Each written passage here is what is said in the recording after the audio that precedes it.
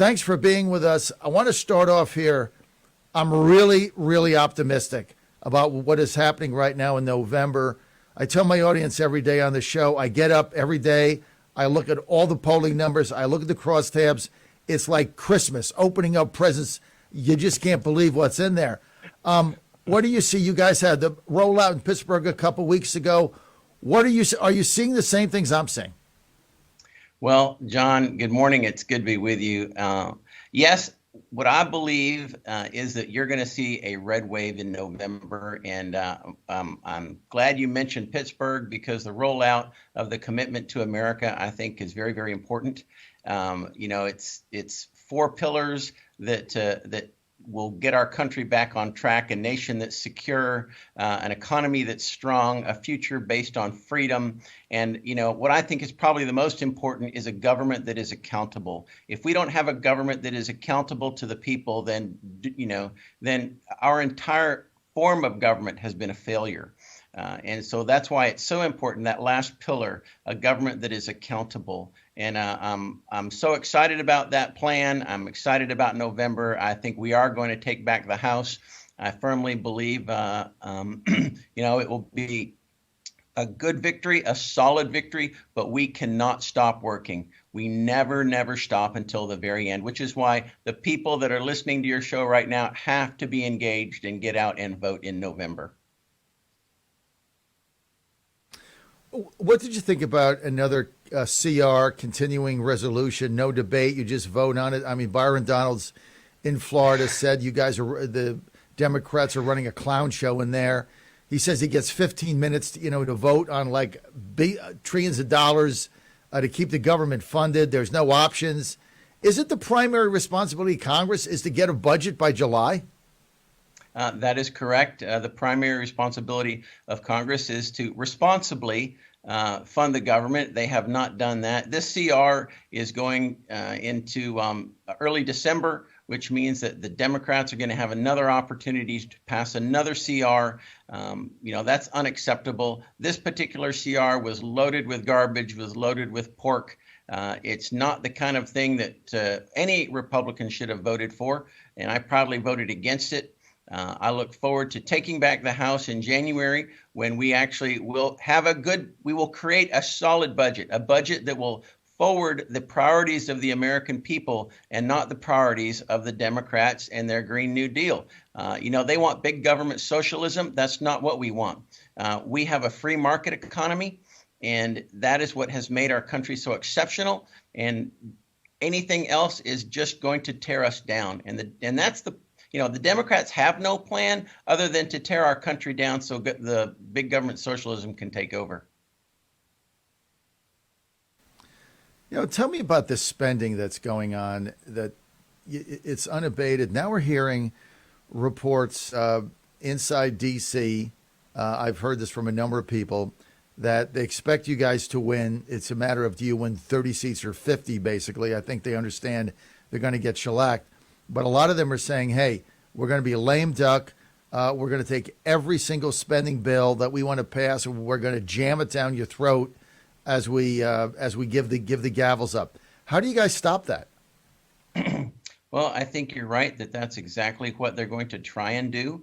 But the Senate is still 50-50. It still requires cloture in the Senate in order to move bills forward. So that's going to have to be our firewall.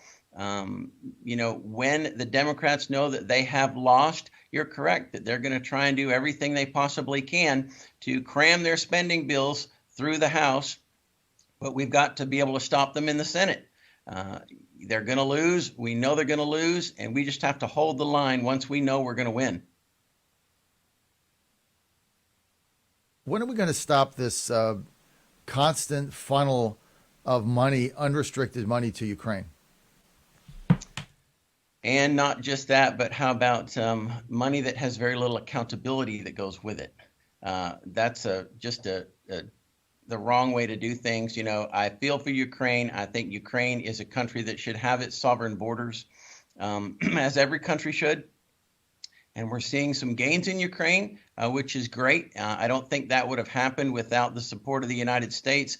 But John, we have open borders here. We don't have a secure border here. Why in the world are we continuing to funnel billions upon billions of dollars into Ukraine when our southern border is wide open? When we're seeing millions upon millions of illegal aliens crossing our southern border, and then the fentanyl that comes in with it that is killing the people of this nation. It's the #1 cause of death for those from 18 to 45 years of age, and that is drug overdoses. Last year, there were 107,000 Americans that died from drug overdoses, and the vast majority of those, like 70,000, were from synthetic opioids like fentanyl. Fentanyl made in China, coming over through the cartels in Mexico, flooding our southern border, going north into the interior of the country and killing our people. You know, we lost more people last year to fentanyl than the entire Vietnam War. I mean, if you think about that, but yet the news media doesn't seem to really care about it. I care about it. The Republicans care about it. We have to have a secure southern border. Without a secure border, we won't have a secure country. We won't have national security. And not just that, we've seen, 78 people on the terrorist watch list come across the southern border.